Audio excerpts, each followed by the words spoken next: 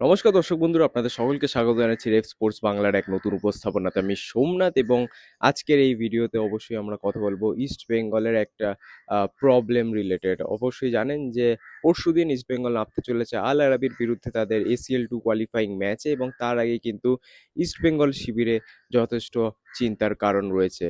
এবং এই যে চিন্তাটা সেটা কিন্তু নাচো মনসালভেকে ঘিরেই, কারণ ইস্ট বেঙ্গলের এই নতুন স্প্যানিশ ডিফেন্ডার, যিনি অ্যাকচুয়ালি কেভিন সিবিএকে রিপ্লেস করেছেন ইস্ট বেঙ্গলে এই সিজনে, তার কিন্তু একটা চোট লেগেছে হাঁটুতে। এবং আপনারা জানেন যে নাচো মনসালভের যে ডেবিউটা সেটা হয়েছিল CISF এর যে ম্যাচটা ছিল সেই ম্যাচে, এবং তারপরেই তার পেশিতে বা মাসেলে একটা কিন্তু ইনজুরি হয়, এবং সেইটার জন্য তিনি 1 থেকে 2টো প্র্যাকটিস সেশন কিন্তু মিস করেন। এবং তারপরে সাউথ ইউনাইটেড ম্যাচের আগে তিনি যদিও ফিট হয়ে যান, তারপরে যখন সাউথ ইউনাইটেড ম্যাচ তিনি খেলেন যুব ভারতীতে প্রথম 45 মিনিট, সেখানে কিন্তু তার একটা ইনজুরি হয় হাঁটুতে, এবং সেই ইনজুরিটা এতটাই ক্রুশিয়াল বা এতটাই গভীর যে তার যে রিকভারিটা সেটা কিন্তু এখনো আনসার্টেন, যে তিনি কবে রিকভারি করে মাঠে ফিরবেন। এবং এটাই কিন্তু সবথেকে বড় চিন্তা এখন ইস্ট বেঙ্গল শিবিরে, কারণ আপনারা জানেন যে সবে সিজন শুরু হলো এবং ইস্ট বেঙ্গল এখনো পুরো ফরেন কন্টিনজেন্টই রেডি হয়নি। 6 ফরেনারের জন্য ইস্ট বেঙ্গল ঝাঁপিয়েছিল, তাকে সাইন করার জন্য ঝাঁপিয়েছিল, কিন্তু আগেন সেই ফরেন কন্টিনজেন্ট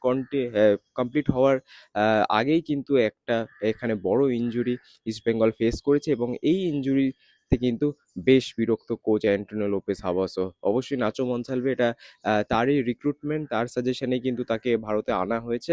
বাট অ্যাগেন এরকম একটা ইনজুরি, এরকম পর্যায়ে একটা ইনজুরি হয়েছে যে নাচো মনসালভের যে একটা রিপ্লেসমেন্ট সেটা কিন্তু এই মুহূর্তে ইস্ট বেঙ্গল খুঁজতে নেমেছে এই ট্রান্সফার মার্কেটের বাজারে। এবং আপনারা জানেন যে কেভিন সিবিএ যেই ভারসাম্যটা দলে দিতেন সেইটার কাছাকাছিও কিন্তু এখনো পর্যন্ত নাচো মনসালভে পৌঁছাতে পারেননি, বা বলতে পারেন যে সেই তার পোটেনশিয়ালটাই দেখাতে পারেননি। তার আগেই এই ইনজুরিটা কিন্তু তার হয়ে গেছে, এবং ইস্ট বেঙ্গল তার একটা দ্রুত রিপ্লেসমেন্ট কিন্তু খোঁজার চেষ্টা করছে। এবং এই রিপ্লেসমেন্টের যদি কথা বলি তাহলে কিন্তু সব থেকে ফেভারিট যে নামটা, বা বলতে পারেন যে সমর্থকদের ফেভারিট নাম একটা, বা কোথাও না কোথাও ম্যানেজমেন্টও কিন্তু একটা নাম কনসিডার করছে, এবং এই প্লেয়ারটা আর কেউ নয়, নাইজেরিয়ান ডিফেন্ডার স্টিফেন এজে। আপনারা সকলেই জানেন যে এই বছর জামশেদপুর এফসি ISL থেকে তাদের নাম প্রত্যাহার করে নিচ্ছে, এবং তাদের ফার্স্ট টিমের যে অপারেশনস সেটাও কিন্তু এই ডুরান্ড কাপের পরে তারা বন্ধ করতে চলেছে। যদিও অনেক মহলে কথা উঠছে যে তারা কি তাদের ডিসিশনটা রিকনসিডার করবে, বাট মোস্ট লাইকলি সেটা কিন্তু হতে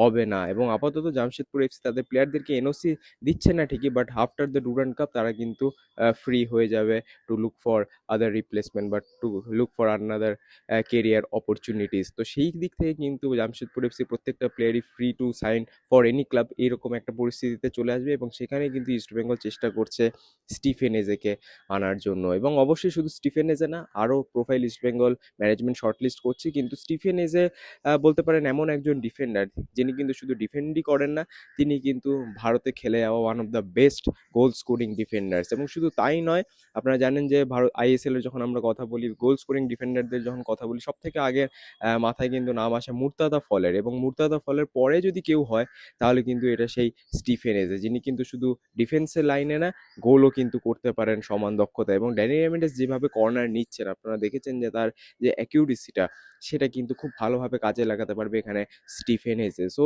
এই প্লেয়ারটা অবশ্যই ম্যানেজমেন্টের one of the favourite profiles, but এখানে একটা কমপ্লিকেশন আছে বা জটিলতা আছে আপনারা বলতে পারেন। তো সেটা কি?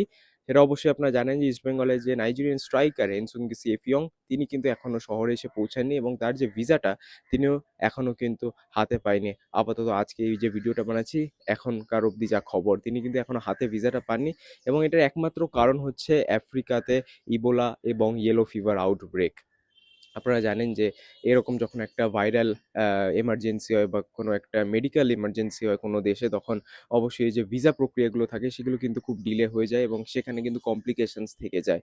এবং এই যে ইয়েলো ফিভার বা বলতে পারেন যে নাইজেরিয়ার যে দেশটা, সেখানে এই যে একটা কমপ্লিকেটেড ব্যাপার, এটা যদি একটু ডিপ ডাউন করে বোঝাতে হয় তাহলে অবশ্যই আপনারা জানেন যে ইয়েলো ফিভার সেটার একটা ভ্যাকসিনেশন হয়, এবং সেই ভ্যাকসিনেশনটা নেওয়ার 10 দিন পর কিন্তু একটা প্লেয়ার বা যে কেউ ভিসা অ্যাপ্লাই করতে পারে ফর এনি আদার কান্ট্রি সেখানে যাওয়ার জন্য। কারণ এই যে 10 দিনের মধ্যে তাদেরকে কোয়ারেন্টাইন থাকতে হয়, এবং আরেকবার টেস্ট করা হয় যে তারা পজিটিভ কিনা সেই ইয়েলো ফিভারের জন্য। যদি সেটা নেগেটিভ হয় তখনই কিন্তু তারা এই ভিসার জন্য অ্যাপ্লাই করতে পারবে, এবং শুধু তাই নয়, ভিসাটা অ্যাপ্লাই করার পরও দেশ টু দেশ ভ্যারি করে যে তারা কত তাড়াতাড়ি ভিসাটা গ্রান্ট করতে চলেছে। এবং ভারতের জন্য আপনাদেরকে বলে দিই যে ভারতের এই কেসে কিন্তু এই যে মেডিকেল এমার্জেন্সি যদি হয় কোনো দেশে বা ভাইরাল আউটব্রেক হয় কোনো দেশে, সেখানে কিন্তু ভারত চট করে কাউকে ভিসা দিতে চায় না। সেখান থেকে কিন্তু ইন্ডিয়ান গভর্নমেন্ট বা মিনিস্ট্রি অফ এক্সটার্নাল অ্যাফেয়ার্স যথেষ্ট স্ট্রিক্ট এই ব্যাপারে। যতক্ষণ না তারা মনে করছে যে সেই দেশে পরিস্থিতি কিছুটা হলেও শান্ত হয়েছে বা কিছুটা হলেও কন্ট্রোলে এসছে, তখনই কিন্তু তারা ভিসাটা দিতে চায়। তো এটা অবশ্যই এই কারণে এনসুঙ্গু সিফং তিনি কিন্তু এখনো দেশে এসে পৌঁছাননি। অবশ্য আশা করা যাচ্ছে যে এই মাসের মধ্যেই তিনি চলে আসবেন কলকাতাতে। বাট স্টিল যদি স্টিফেন এজেককে সাইন করানো হয়, সেটা কিন্তু আবার একটা বড় একটা প্রসেস শুরু হবে। তিনি প্রথমে ভ্যাকসিন নেবেন, তারপর 10 দিন পর তিনি ভিসা অ্যাপ্লাই করতে পারবেন। সেই ভিসা অ্যাপ্লিকেশনটা মনিটর করবে ভারতীয় সরকার। তারপরে যদি তারা মনে করে যে না, এখন বিপদের থেকে বাইরে আছেন কোনো একজন ব্যক্তি বা কোনো একজন প্লেয়ার যে ভিসা অ্যাপ্লাই করছে, তখনই কিন্তু তাকে দেওয়া হবে ভিসা। সো একটা লম্বা প্রসেস বলতে পারেন যে সাইন করার পর হয়তো 1 মাস পর তিনি আসতে পারেন, আইএসএল শুরু হয়ে যেতে পারে, এরকমও একটা কিন্তু পরিস্থিতি সামনে আসছে। সো সেই দিক থেকে বা সেই দিকটা মাথায় রেখে কিন্তু ইস্টবেঙ্গল বাকি প্রোফাইলও কিন্তু দেখছে। বাট অ্যাগেন, যদি একটা সেফ প্রোফাইল বা এমন একটা প্রোফাইল যাকে আনলে অ্যাটলিস্ট বলা যেতে পারে যে না, এই প্লেয়ারটা খেলে দেবে, তাহলে কিন্তু সেটা সেই স্টিফেন এজে। শুধু ইস্টবেঙ্গল ম্যানেজমেন্টের না, ইস্টবেঙ্গল সমর্থকদেরও কিন্তু অন্যতম প্রিয় নাম এই Stephen Eze. Proven player in the ISL, প্রচুর বড় বড় ম্যাচ খেলেছেন এবং সেখানে কিন্তু গোলও তিনি করেছেন, গোল করতে পারেন, ডিফেন্ডও করতে পারেন। দাপুটে একজন ডিফেন্ডার। আপনারা জানেন গত বছর তিনি ইস্টবেঙ্গলের এগেনস্টে গোলও করেছিলেন আইএসএল, আপনাদের মনে থাকবে যুব ভারতীর এই মাঠে। তো আপনাদের কি মনে হয় যে স্টিফেন এজে কি আইডিয়াল রিপ্লেসমেন্ট হবে ফর নাচো মনসালভে? এবং এই যে সাইনিংটা বা এই ইস্টবেঙ্গলের যে একটা স্ট্রাগল এই সিজনের শুরুতেই, সেটা কতটা ক্ষতি করবে ইস্টবেঙ্গলের ইন দ্য লঙ্গার রান? কারণ অবশ্যই 12 তারিখে যে ম্যাচটা, সেটা নিয়ে অবশ্যই আমরা জানি যে ইস্টবেঙ্গলে কিন্তু অনেক কঠিন পরিস্থিতি সামনে আসছে। কারণ এই ম্যাচটা ঘিরে কিন্তু আল আরাবি অসাধারণ একটা প্রি-সিজন তারা করে এসছে। অসাধারণ ফর্মে লাগছে তাদের প্লেয়ারদেরকে। whereas ইস্টবেঙ্গল, তাদের কিন্তু হাতে জাস্ট 3টে বিদেশি। সেই 3টে বিদেশি নিয়েই তাদেরকে নামতে হবে আল আরাবির বিরুদ্ধে এবং একটা অল ইন্ডিয়ান ডিফেন্স লাইন। তারপরে অবশ্যই ডুরান্ড কাপের নকআউটস আছে, আশা করা যাচ্ছে আমাদের কাছে যা খবর, আশা করা যাচ্ছে যে ডুরান্ড কাপের সেমিফাইনালে আগে এফিয়ং চলে আসতে পারে কলকাতাতে।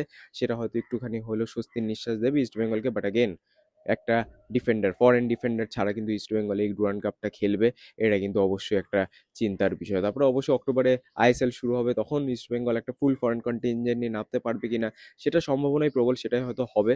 বাট অ্যাগেন, এই যে মাস কয়েকটা, এখানে কিন্তু ইস্টবেঙ্গলকে ভালোভাবে কাজ করতে হবে, ইস্টবেঙ্গল ম্যানেজমেন্টকে কিন্তু ভালোভাবে কাজ করতে হবে যদি তারা আইএসএল এ ভালো কিছু করতে চায় এবং তারপরে যদি তারা এএফসি চ্যালেঞ্জ লিগ খেলে বা এসিএল 2 খেলে, সেখানে যদি ভালো কিছু করতে চায়। তো অবশ্যই নজর থাকবে আমাদের ইস্টবেঙ্গলের দিকে। একটা আপডেট ভিডিও আপনাদের জন্য বানালাম, কেমন লাগলো অবশ্যই কমেন্টসে জানাতে ভুলবেন না এবং আপনাদের মতামত অবশ্যই জানাবেন কমেন্ট সেকশনে। আপাতত ভিডিওটা এতটাই রাখছি, আবারও আপনার সাথে দেখা হবে পরবর্তী ভিডিওতে। ততদিনে ভালো থাকবেন, সুস্থ থাকবেন এবং নমস্কার।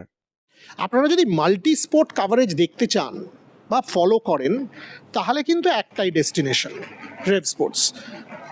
আমার বলতে দ্বিধা নেই যে বোধহয় আপনারা জেনে গেছেন, সেটা প্যারিস হোক, গ্লাসগো হোক, ইংল্যান্ড হোক, অস্ট্রেলিয়া হোক, ক্রিকেট হোক, উইমেন্স ক্রিকেট হোক, কমনওয়েলথ গেমস হোক, এশিয়ান গেমস হোক, অলিম্পিক্স হোক, আমরা কিন্তু সব জায়গায় থাকবো এবং আপনাদের জন্য অন গ্রাউন্ড কাভারেজ নিয়ে পৌঁছে যাব। তাই একটাই কাজ করুন, লাইক, শেয়ার আর সাবস্ক্রাইব করে দিন আর নোটিফিকেশান বেলটা বাজিয়ে দিন। তাহলেই আপনাদের একদম ঘরে পৌঁছে যাবে বেস্ট অলিম্পিক এবং ক্রিকেটের coverage. Like, share and subscribe Rev Sports Bangla.